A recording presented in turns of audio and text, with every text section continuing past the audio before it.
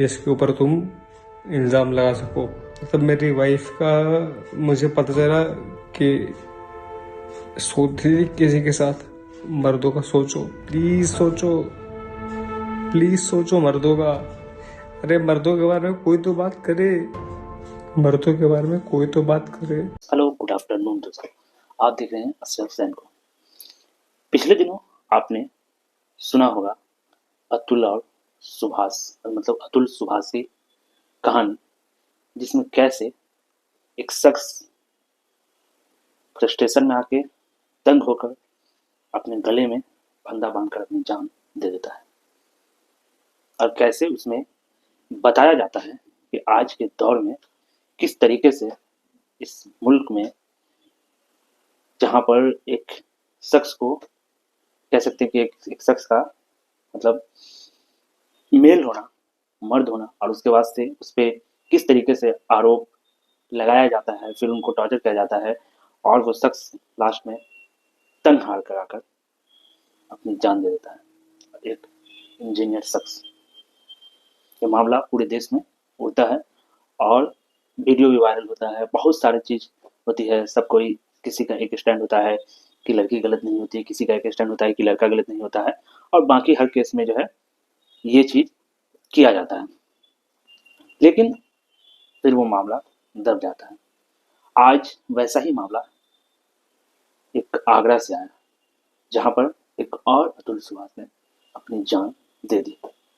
वजह उनकी पत्नी से उनके संबंध बिगड़ रहे थे और लगातार फ्रस्ट्रेशन में आने की वजह से उन्होंने आखिरी में जान देने का फैसला किया।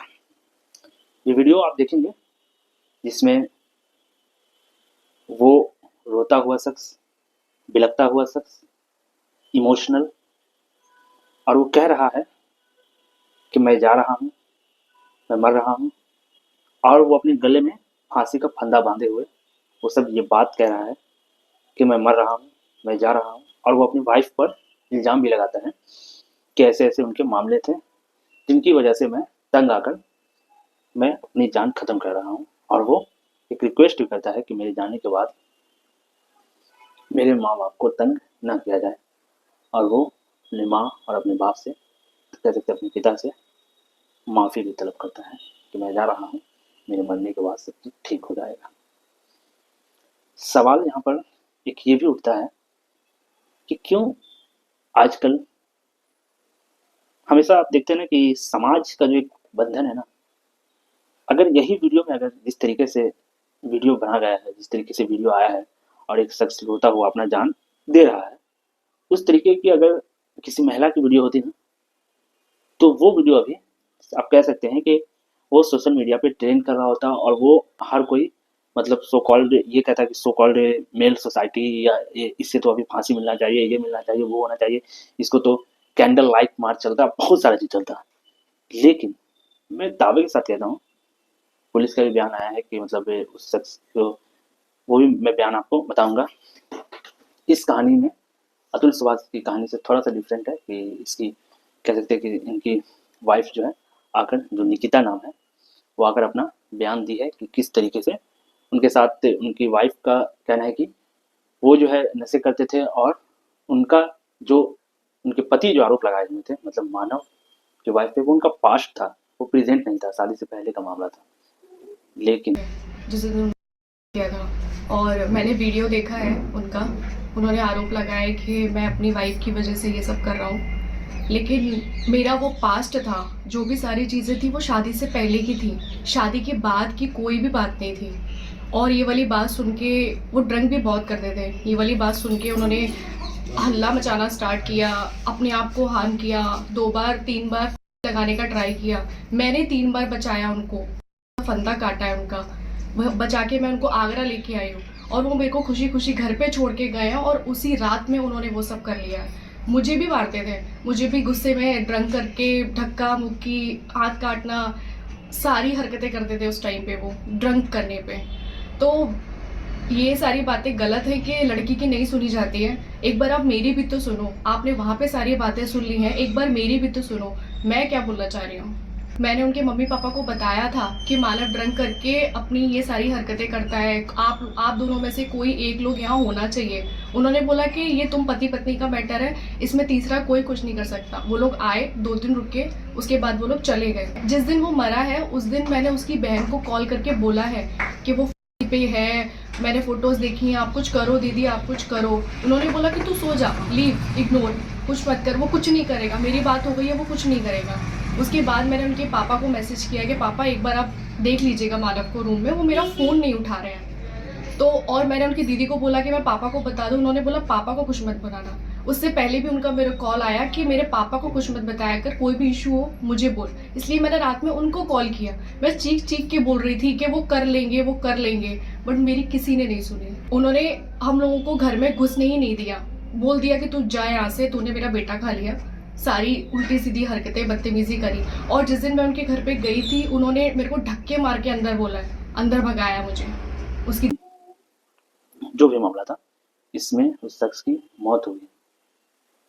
और मैं आज ये कहना चाह रहा हूँ ना कि इस सो कॉल्ड सोसाइटी में ये होना चाहिए ना कि अगर कोई मरता है ना, तो हर किसी के लिए कानून बराबर होना चाहिए, चाहे वो मेल हो चाहे वो फीमेल हो। हमारे सोसाइटी में क्या होता है कि अगर किसी फीमेल शख्स को कुछ होता है तो उसका ज़्यादा हाइप बनाया जाता है, लेकिन उसी जगह अगर किसी मेल शख्स मर जाता है तो वहाँ पर हाइप नहीं, ऐसे ही उनको बंद पन्नों में डालकर उनको रख लिया जाता है। अब देखेंगे कि बहुत सारा ऐसा होता है केस में, अगर यहीं पर कोई फीमेल अगर इस तरीके से अपना सुसाइड कर रही होती तो यहाँ पर बहुत हद तक ये था कि अभी ये सोशल मीडिया पे इस तरीके से ट्रेंड करता और लोग अजीब अजीब तरीके की प्रतिक्रिया आती। लेकिन एक मेल शख्स के मरने पर, मतलब एक पुरुष के मरने पर इस तरीके की बयान नहीं आ पाते हैं और कोई उन्हें इंसाफ भी नहीं मिल पाता है, ये भी कह सकते हैं। तो हमें अपने आप से सवाल पूछना चाहिए कि कब तक, मतलब होता ना कि अक्सर होता है कि लोग हमेशा ये कि इल्ज़ाम लगता है ना कि मेल जो है दहेज के लिए या बहुत सारी चीज़ के लिए जो है प्रताड़ना करता है। लेकिन अब ये भी एक फैक्ट है ना दोस्तों कि फीमेल भी मेल को एज अ वाइफ या एज अ जो भी कह सकते हैं बहुत प्रताड़ना करती है, ये रियल है। लेकिन हाइप सिर्फ फीमेल का ही होता है।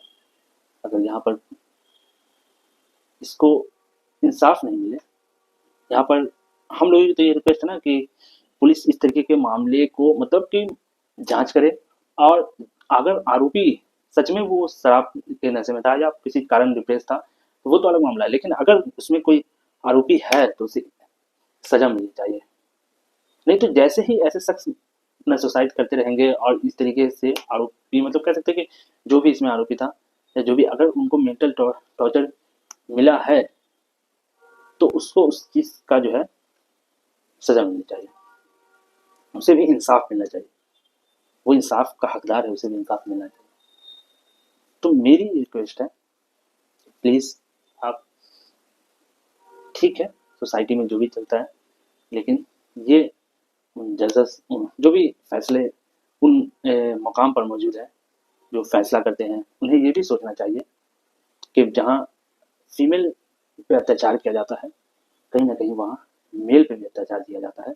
और ये ज़रूरी है कि मेल पर्सन पर मार कर या उसे कह सकते हैं कि टॉर्चर कर फिजिकल टॉर्चर कर अत्याचार नहीं किया जाता होगा, लेकिन मेंटल टॉर्चर जरूर किया जाता है। और इस मुद्दे से, इस स्टोरी से हमको भी और इस स्टोरी से हमें भी एक सीख लेनी चाहिए कि अगर कोई आपके साथ है ना तो उसका मेंटल स्ट्रेस कम करे, ना कि कोई आपका अगर हस्बैंड है या कोई जो भी है व्हाटएवर दोस्त है तो वो आपके साथ रहने से उसका मेंटल स्ट्रेस कम हो, ना कि आपके साथ रहने से वो इतना मेंटल हो आपकी छोटी छोटी बातों से, आपकी छोटी छोटी हरकतों से, तो वो खुद ज़्यादा डिप्रेस हो। बल्कि जब आप उसके साथ हो तो उससे मेंटल स्ट्रेस कम करे और वो खुश रहने की कोशिश करे।